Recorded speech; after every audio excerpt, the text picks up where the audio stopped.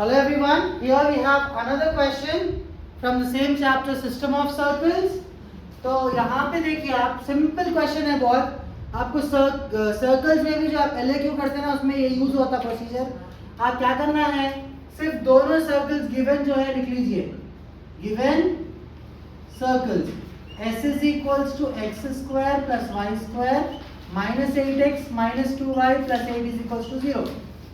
तो दोनों सर्कल्स क्या पूछ रहा है, टच ईच अदर क्या पूछ रहा, और क्या बोल रहा, पॉइंट ऑफ कांटेक्ट मालूम करो बोल रहा. टच ईच अदर का मतलब क्या है, दोनों किस तरीके से टच हो रहे, एक्सटर्नली टच हो रहे या फिर इंटरनली टच हो रहे.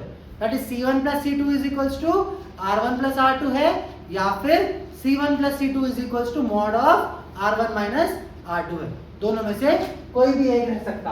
अपन सॉल्व करके देखेंगे क्या हो सकता. ठीक है, उसके बाद पॉइंट ऑफ कांटेक्ट का फॉर्मूला डिसाइड करना है आपने क्या लेना है.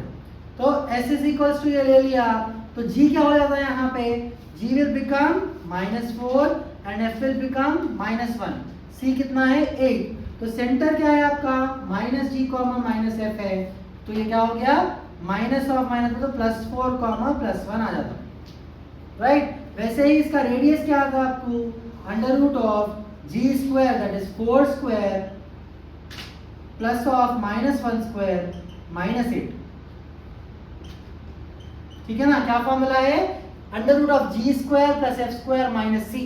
ये फॉर्मूला आपके पास. 4 square becomes 16 plus 1 -8. That will give you how much, 17 -8 √9. कितना होता, 3 होता. ठीक है. अब इसके बाद क्या करना है, second circle S dash. S dash क्या है अपने पास, सेकेंड वाला x square plus y square minus 2x plus 6y plus 6 is equals to 0. ये आपका सेकेंड वाला इक्वेशन है. तो इसमें क्या करते हैं आप, g डैश लेते हैं that is -1, f dash is 3, c dash is 6. तो c सेंटर क्या हो गया आपका 1, -3 हो गया, और रेडियस होता आपका √of 1 square plus of -3 square -1 square plus 3 square -6. That will be √of 1 plus 9 minus 6. कितने होते ये, √10 minus 6 that is √4. That will give you 2. अब क्या करना, दोनों भी सेंटर्स का डिस्टेंस निकालिए. ये आपका C1 है, ये C है आपका, ये C डैश है, और ये R है, ये आपका R डैश है. तो C डैश का डिस्टेंस निकालेंगे. Distance between C and C dash. Distance का formula √of x2 minus x1 whole square plus y2 minus y1 whole square. तो 1 minus of -1 -4 whole square C dash is equals to √of 1 minus 4 whole square. यहाँ पे क्या है, -3 -1 whole square plus -3 -1 whole square. That will give you √of -3 square plus -4 square. That will be 9 plus 16 √25. That is 5. ये C dash आया. अब R plus R dash क्या आता है, sum of radiuses will be 3 plus 2. 3 plus 2 that is equals to again 5. So C dash is equals to R plus R dash. Therefore the circles touch externally. Circles कहाँ पे touch कर रहे हैं, externally touch कर रहे हैं. Then point of contact क्या होता अपने को, point of contact कहाँ पे आता,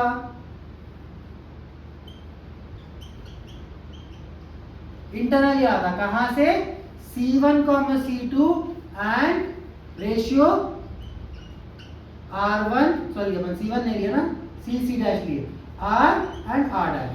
C1 C2 भी ले सकते हैं आप, उसको चलता. ठीक है ना, या फिर R डैश, आपको जो भी सही दिख रहा है वो ले लीजिए.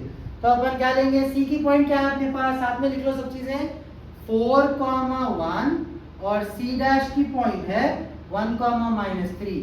Ratio R dash is equals to 3:2. Order में लिखना, पहले ये लिखना बाद में ये लिखना. 2:3 लिखे तो रॉन्ग आता हो. ठीक है ना. और इसको अपन क्या ले लेंगे, M:n ले लेंगे. बेटर अपने पास यही फॉर्मूला है. क्या फॉर्मूला है, पॉइंट ऑफ इंटरसेक्शन का, पॉइंट ऑफ कॉन्टैक्ट का, mx2 plus nx1 by m plus n, my2 plus ny1 by m plus n। ये आपका पॉइंट ऑफ कॉन्टैक्ट मालूम करने का फॉर्मूला है। सिर्फ सारे वैल्यूज इसमें सब्स्टिट्यूट कर दो, सॉल्व करो, you will get the answer. So what is the m here? 3, x2 is 1 plus n is 2, x1 is 4 by 3 plus 2, वैसे ही m यहाँ पे 3 है, y2 minus 3 है, n 2 है, y1 1 है, और ये फिर से 3 plus 2। That will give you 3 plus 8 by 5, minus 9 plus 2 by 5. The final answer here is 11 by 5, minus 7 by 5। ये आपका जो है पॉइंट ऑफ कांटेक्ट है। कहाँ पे? ये दोनों सर्कल्स जब टच होते एक दूसरे को, किस तरीके से टच होते? एक्सटर्नली टच होते। तो अपने को पॉइंट ऑफ कांटेक्ट कहाँ पे आता? C1 C2 और रेशियो R1 R2 पे इंटरनल पॉइंट ऑफ कांटेक्ट आता। ठीक है, this is the easy question. इसके और भी फ्रेम्ड क्वेश्चन आपकी बुक में रहते, चेकआउट करिए। Thank you.